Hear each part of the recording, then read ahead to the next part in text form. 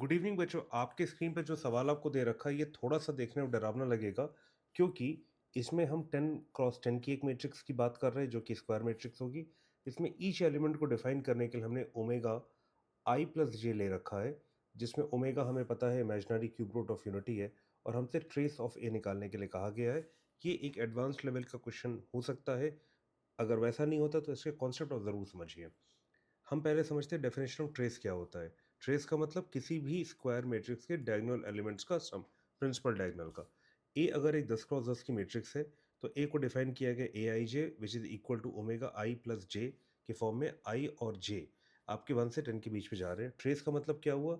Diagonal elements, और diagonal elements में I is equal to जे होता है। ये हम सबको पता है। तो ये आई प्लस आई हो जाएगा, ये omega to the power 2 i हो जाएगा, where i is going from 1 to 10 और इसका हम समेशन ले रहे हैं। हम इसको एक बार एक्सपेंड करके लिख लेते हैं तो हमको मिल जाएगा ओमेगा स्क्वायर, ओमेगा 4, ओमेगा 6, इस तरीके से ओमेगा 20। अगर मैं ओमेगा स्क्वायर, ओमेगा 4, ओमेगा 6 को लेता हूँ तो ये मुझे ओमेगा स्क्वायर दे देगा, ओमेगा 4 दे देगा मुझे ओमेगा, और ओमेगा 6 मुझे 1 दे देगा, यानी ये तीनों जोड़ के मुझे 1 दे देगा।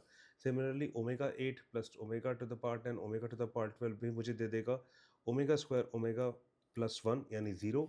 ओमेगा 8 हो जाएगा ओमेगा टू द पावर 6 और ओमेगा स्क्वायर यानी ओमेगा स्क्वायर बचेगा। ओमेगा टू द पावर 10 को लिख सकते हैं omega to the power 9 into omega, ऐसे, जो कि बचेगा ओमेगा, और ओमेगा 12 को लिखा जा सकता है ओमेगा क्यूब की power 4 which is 1। Similarly omega 14, omega 16, omega 18 को भी हम क्या कहते हैं ओमेगा स्क्वायर प्लस ओमेगा के फॉर्म में रिड्यूस करके 0 कर सकते हैं।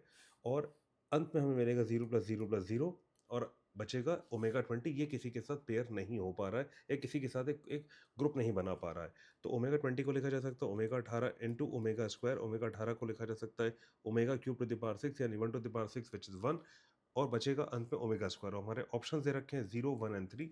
तो ओमेगा स्क्वायर एक कॉम्प्लेक्स नंबर है जो कि -1 माइनस रूट थ्री माइनस आई रूट 3/2 होता है, जो कि ना तो ऑप्शन ए के बराबर होगा, ना ऑप्शन बी के बराबर होगा, ना ऑप्शन सी के बराबर होगा।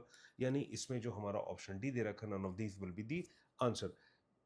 बच्चों, ऐसे सवाल एडवांस में आने की पूरी उम्मीद है, और अगर कॉन्सेप्ट क्लियर है तो आप इसको बहुत आसानी से कर सकते हैं। इस उम्मीद के साथ कि आप इस वीडियो को ध्यान से देखोगे, समझोगे और अपने दोस्तों के साथ शेयर करोगे। नेक्स्ट क्लास में मिलते हैं एक और अच्छे सवाल के साथ एडवांस लेवल का, जो हम लेस देन 2 मिनट्स के अंदर सॉल्व करके आपको दिखाएंगे।